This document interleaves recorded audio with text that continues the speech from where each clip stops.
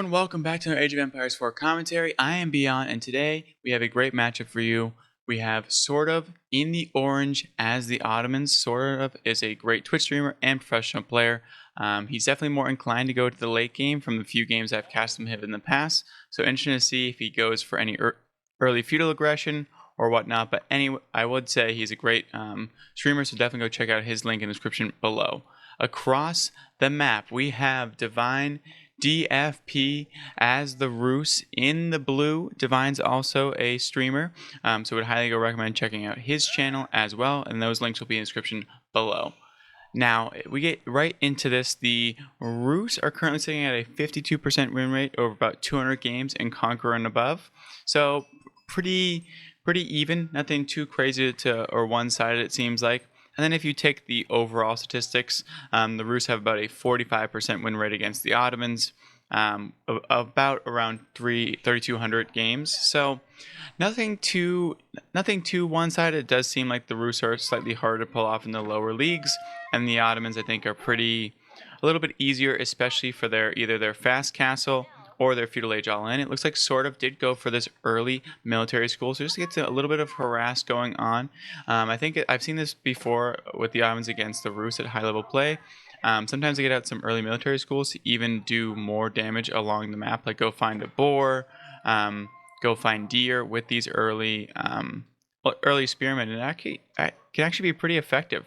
It's like having a few free scouts. They're obviously not nearly as effective as killing deer and stuff like that, but sorry about like wolves and stuff like that, but still, because you have to go find them, they're a little bit slower. But that's really the only thing. I mean, and then you have some free units that are out and about in the map, and it's always good to get these these early spirits as well, because you know that there's going to be some early knights coming out of the Roos player eventually. The Ottomans, I've been seeing a few different kinds of builds. We've seen the fast castle, as I mentioned. We've been seeing the feudal age all in. We've been seeing the 2 TCs. And then start to go into that castle age. We've been seeing a TC dropped after the fast castle. So the Ottomans are in a pretty good spot right now. They're really they're pretty flexible in all the things they kind of want to do, and they have a very strong units like the Sipahi, the Meter, and then obviously late game they have some of the greatest artillery as well. So honestly, Ottomans are in a very good spot, and I think they're going to put up a good fight today against the Roos player. The Roos, they're still drilling that traditional like 2 TC into that like knight / archer like death ball type of thing. They can go all in after that, or they can just throw up the castle age in the back end side, either the high trade house or the Abbey of the Trinity, and then kind of go from there. The relic spawns are looking a little bit more in favor of Sort of. As you can see, they're just a little bit closer to him as they go, all three of these. This one's obviously in a decent position, but this one's a free-for-all. But this one is slightly more inclined. It seems like it's more... I mean, it's right in the middle, but if I was Sort of, I'd rather have that one. It's slightly on the back-end side of the sacred site. But, again, nothing too crazy. There's the forward Kremlin onto some deer and a gold, and also this wood line over here. So a very nice spread out and a very nice Kremlin positioning. For Divine, we're going to be seeing Kremlins for quite a long time. We rarely see the other one for the Roos player, so interesting to see if the meta ever changes or we get some updates to make it an adjustment. On the top, on this side, we see the twin minaret, which is also pretty standard at this point. The free food is just too good to pass up, and it makes it a little bit easier to kind of go for those feudal age and those fast castle and the feudal age all in, because you're going to have safe food underneath your TC. All right, a little sip of coffee there. We can keep this rolling. And also, if you've made it this far, if you would like to, you can subscribe and like the video. It would mean a lot to me. I'm trying to get to 500 subscribers. I'm only about, I think, 11 away. So that would mean a lot. If you've made it this far, go ahead and go click that link below. Or I guess the button below. So there we go. Barriers are popped up. Here comes the villagers that are going to be moving out. Now we're going to be seeing a little bit more on the back end side. It looks like we have a little bit of harass coming in, and there are all the villagers onto that stone. So we're going to be seeing that classic 2 TC build out of the Roos. I've also remembered to click the villager button, so if you do want to follow the builds from these two players, they will be up in your up in the top end corner for you guys to follow as well. Now on the back end side, we don't have too much going on at this point because both players are kind of playing a little bit slowly. It also looks like Sorov is getting a lot more of this stone, so I think we also might be seeing another TC coming out. So 2 TCs for both players means we're going to be seeing a game probably in the 30-minute range, maybe even more. Ottomans in the late game are a blast, and so are the Rus, so I would love like a 50-minute game. That'd be great. But as I mentioned before, Sorov definitely has a reputation for liking that late game. He's very good at it, so I can see why he wants to do it. And this is some great harass we got going on over here. Divine's trying his absolute best to do some damage to these spears, and then on top of that, get as much stone as he possibly can, because he knows he needs a TC, because I'm sure he's already scouted this as well, where Sorov is draining the resource from the top one. Over here, gonna have to move some more to wood eventually. And there we go. There's the lumber camp coming up. Gonna need to get this number up a bit more so we can keep it going. But now the Sipahi are coming out of the military schools, and the Sipahi are just so good. Every Ottoman game that I cast, I pretty much always put like, oh, Sipahi are broken, because they're just so good. I don't think they're broken. I think honestly the game's in a very good spot right now. But overall, I think there are definitely some units that are just so good and getting a lot of value right now, and the Sipahi would be one of them. Now, as we move this forward, we see that Sorov is now going. It's going to drop the TC, right? Yeah, that's where these lads are going, right? Where are they? Where is it? Going to be right over here. It's going to be right here. Yes, there it is. Okay.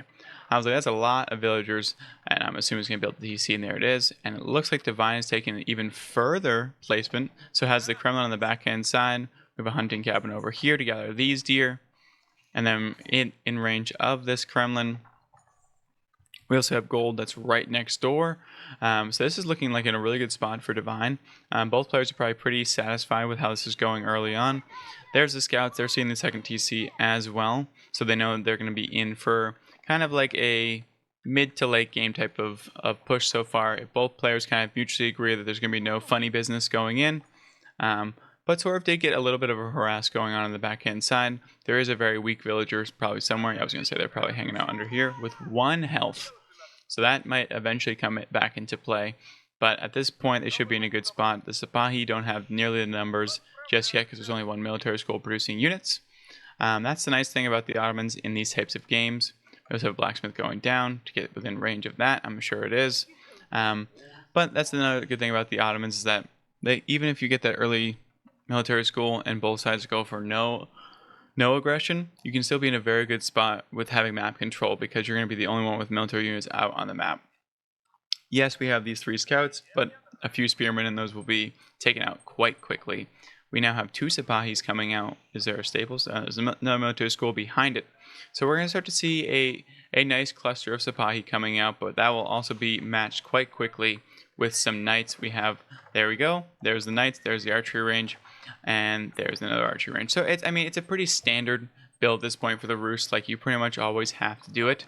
You don't have to do it, but it's just so good. You might as well not. The Rus are in a really good spot right now. And yeah, they just really have done, this build has just been almost like perfected over the past like 3 or 4 seasons, and it just keeps getting better and better, and people get better at executing it. These early knights they really have a lot of early map control, which is really nice, but they usually are the first ones out in the map. But in this matchup, the Sipahi will be the first ones out and about, but an early knight can do a lot of damage to a group of Sipahi, take them down quite quickly. Sipahi is what you want to be doing. You want to be getting into those archers if you possibly can. That's when they feel the absolute best. With that meter bonus, they feel really good. We have barracks coming down, we have some archery, and we also have stables. So it looks like we're going to be seeing quite a massive troops from both players. Now that their economies are quite nice and stable, we can also switch these over to resources per minute to get a better understanding. Looks like the Ottoman player is doing just fine on food because of that minaret and all these forward deer.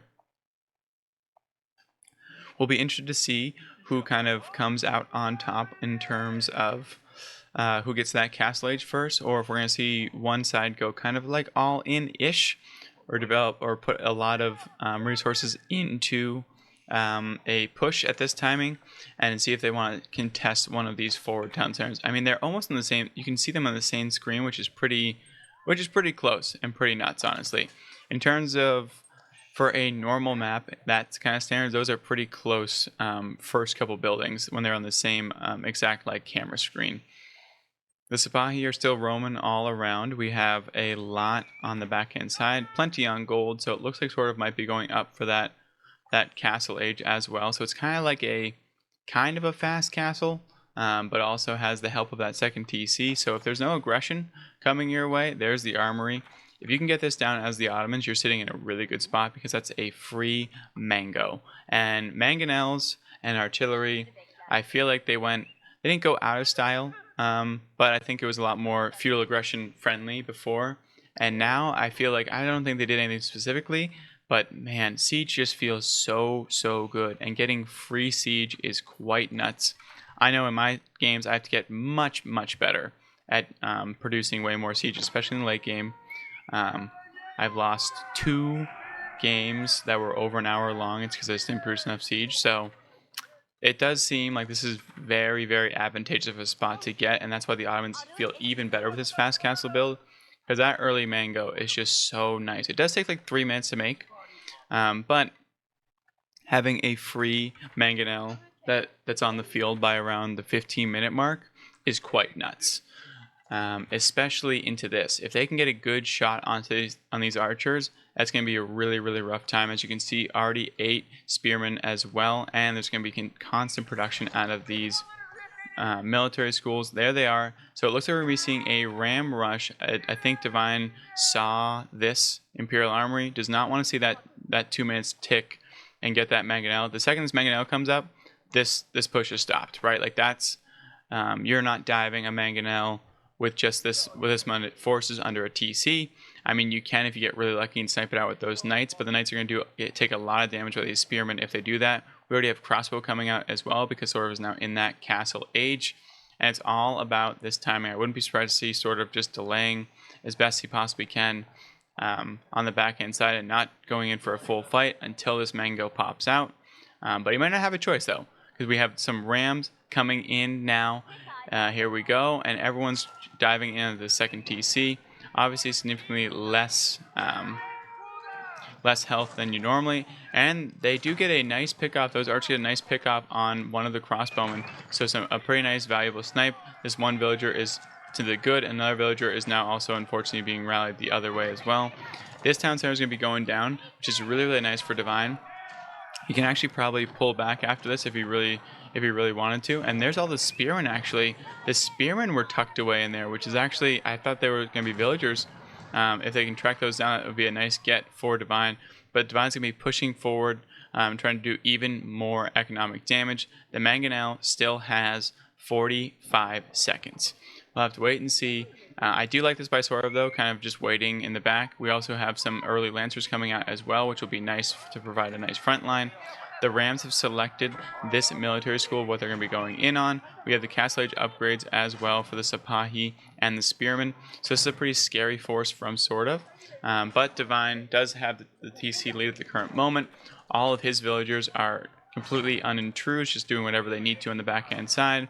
And we also might be seeing this military school going down, which means free Sipahi no longer, which is actually a pretty huge get. And there's another one for Divine. So I do like this attack a lot. We only see 1 and 1 coming out, so not a ton being invested over here. This is not a fight that you want as Sipahi. You do not want the knights to take on an even number of Sipahi. That will end very poorly for you. And there is the mango. So here are the Rams. They're pushing in onto more infrastructure.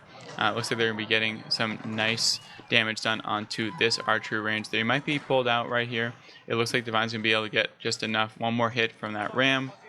And there it goes. It's going to be going down. So a very nice one. That mangonel, ooh, that's a little bit far out, but does get back just in time. So Sort of is able to kind of defend. He is in Castle Age, so it's not the end of the world. I still think it's pretty even at this point. If Sort of wasn't Castle Age, I think it would be a different story.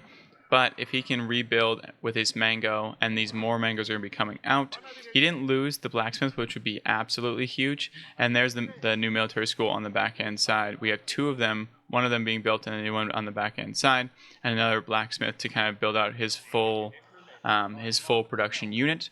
And the Ottomans can really start to cook when they get that many production buildings. Those military schools really start to add up. We have a mangonel that's under fire with the meter. The meter works on the mangonels as well, which is absolutely nuts. And then, yeah, it's one of those things where the Ottoman death ball can get really, really big. As you can see, 4 lancers already, 5 archers. We have 11 crossbowmen. We have Sipahi. We have mangonels. We have a meter that boosts the entire army. So if Sort of wants to counter push at this point, he's going to be in a very, very good spot. The Sipahi are going looking for some victims on the side over here. But I believe that Divine left the perfect amount of people. Yes, he did. Just for this wooden fortress. They can burn this down pretty quickly, but the knights should be on their way. As you can see, the blue bob is coming through over here. And honestly, with this many villagers in this, I was going to say you start to lose some Sipahi. So 2 Sipahi have already left. The villagers popped out for a hot second just to repair, but it looks like the Sipahi are going to be invested in killing this off at all costs. There they go, but they didn't get any. They didn't get any villagers, and now they're also being taken down. But still not a bad trade at this point, because here comes the Lancers, and there's not enough spots in that house for all of these. And there they go, they're already running. The Lancers are just trying to cause some idle time. As you can see, there's even more idle time going on. We have a monastery built up for Divine. Do we have a monastery anywhere for Sort of? We do. We already have a mosque over here with already 1 relic inside. And as I mentioned, they were a little bit more advantageously placed for Sort of, which is with how his TC spawned. So able to pick up those 2 pretty quickly. Actually, it looks like... Oh no, he did. There it is. There's the 3rd one. So we already have a full mosque, and there's still 1 out in the map over here, which I think Sort of could go and get quite easily. We do have these Lancers doing more and more raids. Sort of has now evened up the villager kills. That is a nice broadside attack from Divine, though. Does get some really good damage and kills off one of those Lancers, which are pretty expensive. So the Knight numbers are still looking very good for Divine. We have Springholds coming out as well. That's what you need against the Ottomans. This death ball just gets bigger and bigger as the longer you let this exist. As you can imagine, even if Sort of isn't physically producing from these, he just has constantly 5 things in production. Because 1, 2, 3, 4, and then 5, right? So just constant units and siege, which is something that a lot of players, especially in the lower ranks, forget. So it's why the Ottomans are becoming so popular at the current moment. They just kind of always produce. So your army is never completely running dry. And if you have the production buildings situated around these blacksmith, you can really do a nice job at constantly producing if you ever so need to. Whatever you need to add in more, you can just add in a little bit more to your army, and then you can use some of the more expensive units like Sipahi or Janissaries from these free production buildings, which we don't see Janissaries just yet. Once they do come out in the field, it's going to be real scary for Divine. I faced a full Janissary army, and it was absolutely brutal. This 1 ram is just going to be sacrificed. I had pretty much no health left, so it was a fine sacrifice. I think of King Julian from Madagascar when I say sacrifice. It makes me chuckle every single time. Now this Ottoman army is looking very, very spooky. We have a 8 army lead. Divine does have an 11 villager lead, which is really nice for him at this point. We see both sides are getting close to that 200 mark. And that's when it will be really, really nice for the Ottoman player. This late game kind of strategy is so nice. And there's the mangonels. Are they going to be set up? They're not. This mangonel is going to be forgotten pretty much. And we have a very unique fight. A nice engage over here from Divine. But a lot of these knights are unfortunately on these... on the spearmen, which is not what you want to see at all. So it's like a good fight in terms of getting a lot of damage, but the Ottomans are now pushing back on. There's their own mango of their own. This mangonel is Oh no, he's going to have to run away. We do get a Springhold, though. Sipahi are paying for themselves in that manner. We do have essentially an archery fight. We have the Kremlin Gremlins have been called. There's 22 of them. They should be on their way. There's another Mangonel coming out. It's a nice siege battle at this point. That Meter is still alive, though, which is a huge thing. If you can, the Meter is the most important thing to do as the Ottoman player. We have another relic going down, so Sorov's going to have 4 of them. Where's the mosque? Does he not have a mosque built? He doesn't have a mosque built just yet to put it anywhere. We have Divine going for a forward keep, a keep drop in Sorov's face, using these Kremlin Gremlins to get as much damage as he possibly can. Here they go. The one lone knight trying his absolute best. Now the Kremlin Gremlins are on to... They're trying to get these mangoes, but I would just turn around at this point and get the Meter. There goes the Meter, and as you can see, the entire army fades to normalcy. There is no glow anymore, and that is some great mango shots from Divine. All of those backline units just took the full brunt of that mangonel shot, and even more coming out. Divine is still sitting in a very good spot. It looks like another mangonel was able to be achieved by these gremlins. They're so damn annoying. It does look like this keep actually might get up, but there's not too much here, honestly, so sort of might be able to push back out and get some good damage going on. But this keep is going to be really, really annoying to deal with, and we already see a counterweight trebuchet out on the map to deal with this quickly and surely. And here comes the Janissaries. These are very, very expensive units, but they are so good. If you get them into a mass, it is going to be all she wrote for Divine's army. We do have horse archers as well coming out, which is very, very nice, especially for harass. All these villagers are going to be picked off. There they go. Absolutely shot down. It looks like we're starting to push with just the one mangonel. I think we need a few more siege equipment to actually get this done. We have a counter trebuchet coming out for Divine as well. As you can see, we're starting to pop out mass siege from all of these things over here. And it's looking like it's a good spot for both players. Honestly, I don't know who's going to win at this point. This is a very back and forth type of game. This keep drop is keeping Divine quite safe. I do think that if this keep wasn't here, Sorov could definitely push out into this army and do some nice damage, especially with these 2 mangoes. The Springholds are coming out. They might get a nice pot chop off this mango, and it's just slowly moving away. They haven't been able to get one shot on it just yet, and there they go. Nope. Divine is able to just slightly move those back. Gonna have to also call off these knights because they're gonna get into some trouble, and there they go. Yep. And there we go. There's the Janissaries. As you can see, they instantly fired. That knight just went poof. Poof into the knight. It was all over. The Lancers are now moving back out. Like, yo, that keep kind of hurts. I'm gonna be out of here. One Lancer goes down. One knight goes down. So an even trade on that one. But these Janissary numbers are starting to get up there. There's only 6 on the map, but as you can see, the damage they already did when they had the numbers that they had themselves. And they're coming out for free. They're expensive, but if you get them for free, they're so valuable, and all the Ottoman player does, aka sort of, needs to do is buy some time. If you can get up to that like 20 mark, it's very, very scary. Of course, a mangonel shot can be the end of them, which is why it's so important for Springholds. As you can see, there is equipped Springholds in here. I think they do a little bit. Look at them cruise around, just doing the best they possibly can. They have that movement speed of 0.18. Is there any benefit to putting things in there? No, they're just hanging out inside. And it looks like this counter trebuchet is also doing a nice job trying to get down this mosque to try to take out that constant production of gold. So sort of right now is sitting in such a good position gold wise because of these relics. 239 free gold whenever you'd like, and here they come. They're moving out. They're trying to get as much damage as they possibly can. It looks like this mosque is going to be finally going down, which is going to be a huge win for Divine. But I wouldn't be surprised if Sorov just starts to bring out these monks and bring them out and bring them all the way to the back of the base. There they go. The relics are out on the map yet again. A huge hit to the gold production per minute will be going down quite shortly. So a nice snipe there from Divine. But Sorov is really taking advantage of this whole map over here. Looks like he's going to be also raiding with some Sipahi. At this point, Divine really can't push into this Ottoman mass because of these mangonels. These mangonels make it so tough to push in, because if you do push in, you're going to get absolutely evaporated. And here we go. With the Sipahi out in the map, it looks like we're going to have another thing, and there goes the mango shots, and they're coming in very strong. The Springholds are fully loaded, fully equipped. They have the meta bonuses going. All the opponent's springholds are done, and they're actually now starting to just take pot shots at whatever they can possibly find. Even these horse archers aren't enough. That mangonel got in position for 1 second. Did get actually a nice fadeaway shot. We have the LeBron of mangonels.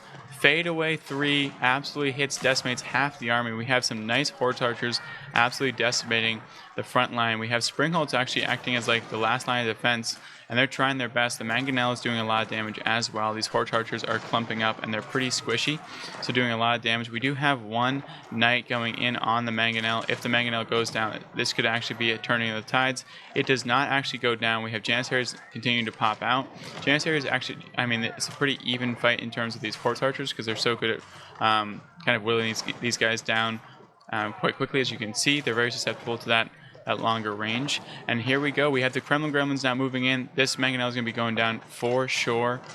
There's no way it can survive even with all that healing. And there we go, another mangonel going down. All these counterweight trebuchets are also be going down if these gremlins can get a nice run on them. It looks like they're going to be able to funnel into the backhand side. And we have another mango popping out because you can just keep popping out for free. The Kremlin gremlins are now onto these springholds. They're doing a lot of damage. This is so much value for these gremlins. Gremlins might also get another mangonel. There they go. They're getting even more value. Another mangonel popping out. Looks like they're going to get another one. These are essentially free units. How many times have you floated so much food? That's how much damage they're doing. But sort of is still sitting in a good position. He still has 8 villager lead at this point. So the Divine's still having a tough time actually pushing in on this one. The Janissaries are starting to go down. But we do have 2 siege was able to be saved back here. Unfortunately for sort of these relics have been lost, but the armory is still cooking away. We still have a nice farm transition over here, safe and sound. No one's found these just yet. It's completely walled off. As well back here, farm transition, lots of food. I mean, the Ottoman player is still doing A-okay, and he also has a Lancer over here, doing some damage on the back end side. I probably missed a few raids over here, as you can see, has 21 villagers killed. Even though this Lancer will eventually go down from this round, he's going to be taking 2 villagers with him, probably even 3 when he first got here. So a very, very good trade. Going forward, we have horse archers up front, but there's only 12 of them left. Divine's economy is not doing super, super well, running a little bit out of food. Just running out a little bit of everything. As you can see, the population is in favor of sort of for sure, has more villagers, and then on top of that has much more in production, and that is the power of the Ottomans. They will continue to produce no matter what happens. The longer this goes on, the better it is for the Ottomans. Every time a trade happens, the better it is for the Ottomans, and that's why they're just so good right now. They just eventually can whittle your opponent down. And every time you create an army, no matter how large, you have to invest every single time into it. And the Ottomans just keep getting expensive units for free back here. They take a while, right? They take over a minute for each Janissary. But when they do pop out, that's a very expensive unit that just pops out into the field. And same thing with this this armory. There you go. Another mangonel popping out right now. Here we go. Boom. Another one is now on the way. Instantly in production yet again. And look at this, 3 mangonels are back out on the map, and that horseman army cannot get even close to these guys. If they get a nice connection over here, it's going to be all she wrote. That's 4 mangonels, 5 mangonels out on the map. This Ottoman siege superiority is proving to be too much to push into. I feel your pain, Divine. I just played a few Ottoman players, and this is what I've been dealing with, is I can't crack into their base. Obviously, I don't play people nearly as good as sort of, but it's incredibly hard to really do a lot of lasting damage to a civilization that can just continue to produce. It's actually quite nuts. And look at this. Now, what is the bonus? Forgive me, I don't know what the bonus is when you put someone into one. So, why is that so important? I don't know. Does it make them go faster? But clearly there is a benefit because sort of has put one unit in all of these. So there's clearly, maybe it makes them a little bit faster or something like that. I'm not sure. Or faster reload, I'm not sure. But regardless, this siege mass is moving out. There's 5 mangonels, there's 5 springholds, there's 2 trebuchets, and there's 14 janissaries. And here we go. Here's the engage. It looks like this is going to be the telling sign. We're just having tons of mango shots being fired up directly into the air. It's like the 4th of July over here, and we're just absolutely crushing this army. The army is trying to get in onto these mangonels. These mangonels are just firing for the best they possibly can. Springholds are being moved in position to take out the opposing springholds, and these mangonels have been able to survive. 2 of them went down, but the rest of Divine's army has gone down as well. And these horse archers are probably not the best into an all siege composition. But at the same time, of course, knights are very, very expensive. So you can't just like produce knights whenever you want. They might be the best in position to deal with these. But now we have 21 Janissaries on the map. The more, like I said, when you start to get into these 20 numbers, these Janissaries start to one-shot anything that comes relatively close to them. Oh, okay. So maybe they can heal it on the inside. Maybe that's the perk, because they can heal. They can heal those. They can make a little patchwork army. So the Ottomans, that's why it's even better. And they're even better at that. Actually, I knew about that, but I didn't make the full connection. But now we have trebuchets coming in as well, and now Sorov is pushing in on the opposite side, and this is when it becomes so scary, when you have to deal with trebuchets coming down on your base, but knowing full well that there is a bunch of mangonels waiting in line to take you down if you do move forward. There's 5 out on the map. They're starting to continue to produce. We have 4 production buildings going down as well for archery ranges to produce more and more Janissaries. Those relics are probably retaken back up. Actually, they're still on the ground. They're being collected slowly but surely as they're focusing on this push. Here comes the next TC. They're starting to take down a lot of infrastructure for Divine, and Divine is just watching his base get put into shambles. Honestly, mangonels actually aren't too bad at taking down like buildings. As you can see, they can really do a lot of nice damage, and especially with the trebuchets coming in, this TC is getting made short work of when there's 5 mangoes in position. And there we go, there's the mangoes. They take 1 more fire, they take out 2 of the trebuchets, and here's the Sipahi are making nice front line. Janissaries are making short work of these knights that actually do make it through all the way. The springholds are fully down, and now it's Janissaries and mangonels versus horse archers, which I think is going to be a good trade for the Ottomans. And nice mangonel shots are still firing headlong as we go. Janissaries are still in this grouping, but we do have more and more on the backhand side. It looks like the Divine might be able to clean this up, but there's still 12 more Sipahi on the way, and here they come to provide a pseudo front line, just a little bit for these Janissaries. And the more they can just keep pushing forward, these Janissaries are just doing so much damage. As you can see, the mangonels are still not dead. There's still 2 back here with springholds to defend them, and these horse archers are getting absolutely evaporated. 1 mangonel does end up going down. There's now 4 more in production, but these springholds are still alive and well, and now we have a counter keep, actually a Divine's keep, and the Sipahi are now moving in onto the springhold to do as much damage as possible, and there they go. They're now in on the backhand line. They do so much damage to these horse archers. And now the villagers that were trying to put up a little bit of sensible defense were pushed back quite quickly. The Sipahi are getting in onto these horse archers, and they're making short work of their counterparts with that extra attack range and the boost from the Meter. They are making short work of this army. The Ottoman siege mass is moving forward. Springholds are starting to one-shot knights, which is really cool to see. And any artillery that comes into any semblance of range of these guys, these Springholds army is getting so much value. And we see more mangonels in the way. There's 6 on the way. We have 10 Janissaries in the queue. We only have 8 archers and 6 lonely militia. Here is a trebuchet in the backhand side, but these Sipahi are starting to dive very far into the Rus base, and it looks like all of these villagers were cleaned up. 33 villagers have gone down. The Sipahi over here is doing a miracle work over here and taking down this keep, the same thing, and there it is. GG's is called. What a game between Sorov and Divine. Go check them out in the link in the description. Also, I'm going to be streaming right after this video goes live, so go check out my Twitch stream. You'll see me live and be casting some games today. And then on top of that, if you did enjoy, please do subscribe and leave a like. It'd mean a lot to me. I'm trying to get to 500. I'm 11 away. Thank you guys so much. Have a great night.